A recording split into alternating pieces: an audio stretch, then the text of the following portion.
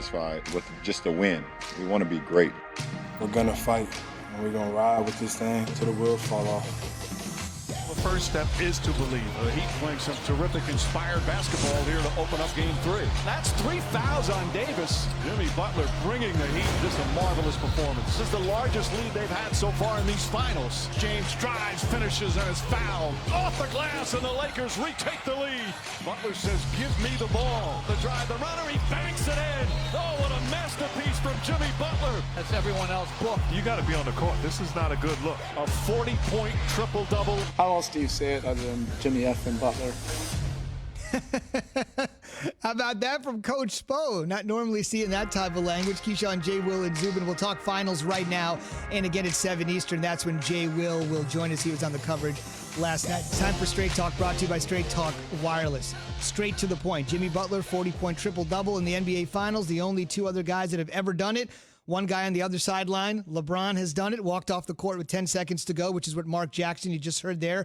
Not a good look. The other one, the logo himself, Jerry West. Here's some straight talk from Doris Burke. LeBron had 8 turnovers, AD at a paltry 15 points, and she says Frank Vogel needs to press him.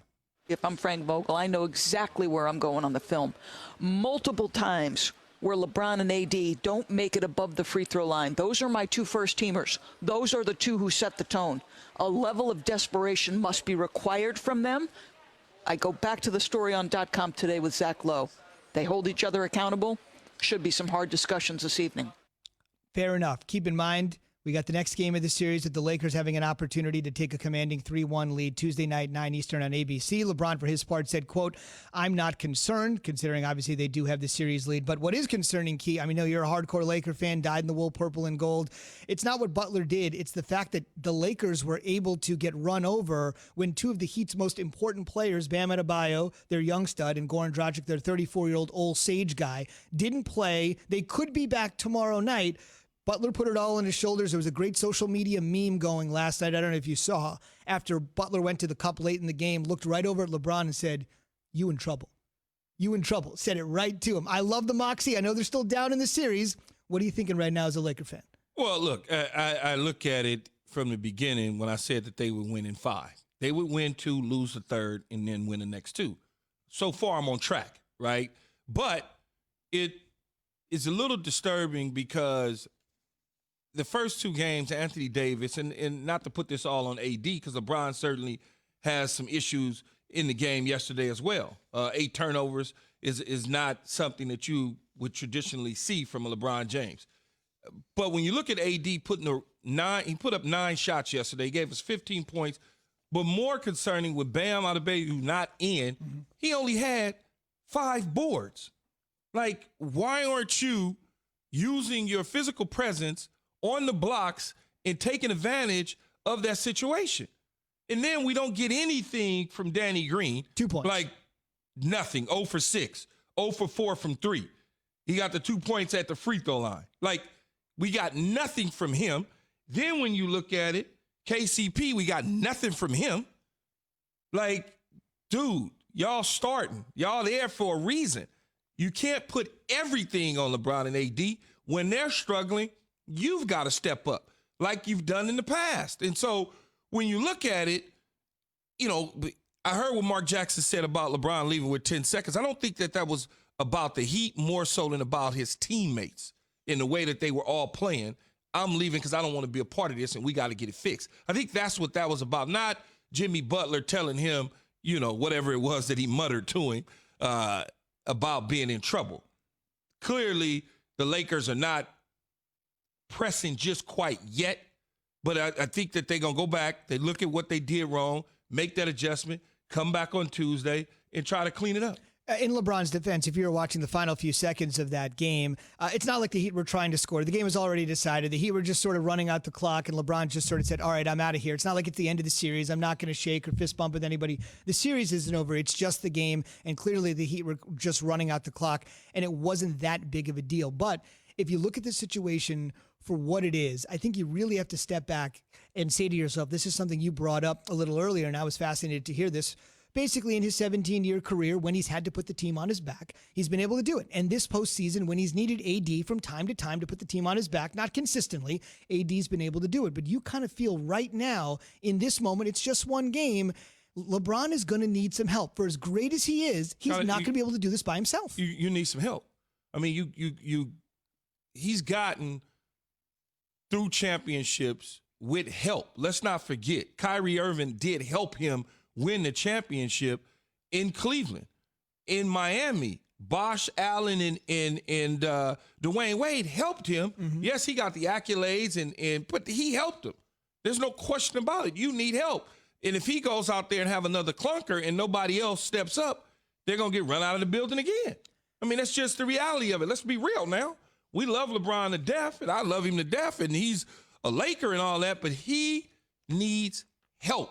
And when you're trying to pass the torch to AD, and AD's giving you what he's giving you, 6 of 9, 15 points, 5 boards, that's not going to – no, we can get that from somebody else. We need that 26. We need that 10. We need them 3 blocks. That's what we need from him. Straight Talk Wireless, no contract, no compromise. Still to come, Key's watching. You're here on time. That's Key's good. waving to himself. No, I'm waving Jay Will to has Jay joined Will. us. Good morning. We'll have him here coming up in just a little bit over a half hour. Still to come, surely you know the Chiefs and the Pats game has been moved. And the Lakers lost. You noticed in that first quarter about just the general way the team was playing and the turnovers that surprised you, and how did that play out for the rest of the game? Now, I mean, we know that we can't turn the ball over versus this team. They're very active defensively, and it starts with myself being the starting point guard of the team. You know, having 5 first half turnovers, 8 total for the game is can't do that, obviously, because it gives them more possessions. It doesn't allow us to set our defense, and they're really, really good offensively. So you just can't turn the ball over versus that team, and I'll take full responsibility for that. You've had a 40-point triple-double in the finals before. Just wondered what you thought of Jimmy's effort tonight and how you guys need to defend him better or differently in game 4. I thought Jimmy was phenomenal. You know, he did everything that they needed for him to do tonight, and he came through big time in a big-time game. And we'll watch the film and see ways we can be better going into game 4. But I thought he was great. LeBron Anthony got into some foul trouble early and had a little trouble getting going. What did you see happening with him? And what did you see happening with him? I mean, you just said it. He got into some foul trouble. And, you know, they even, you know, one of the shots that he made when he had 4 fouls, they still try to slide up underneath him and get him a 5th and a 3rd. So, you know, I think the foul trouble made him a little passive, you know, because he wanted to be out on the floor, but he couldn't be his aggressive self, you know, offensively and defensively. I think the foul slowed him down a lot tonight. Allison? LeBron, despite it seemingly Miami controlling the action, holding the lead for most of the start of the game, you guys take a lead around 9 minutes to go in the 4th quarter. From there on, what do you think allowed them to separate from you guys? They continued to make shots, and we had some turnovers. We didn't make shots. You know, they came down and executed after we took the lead. You know, and Jimmy had, like I said, he had his hand on all those plays pretty much. Obviously, you know, we got to do a better job of that coming down in the stretch. But I like our fight tonight, even as poorly as I believe we played.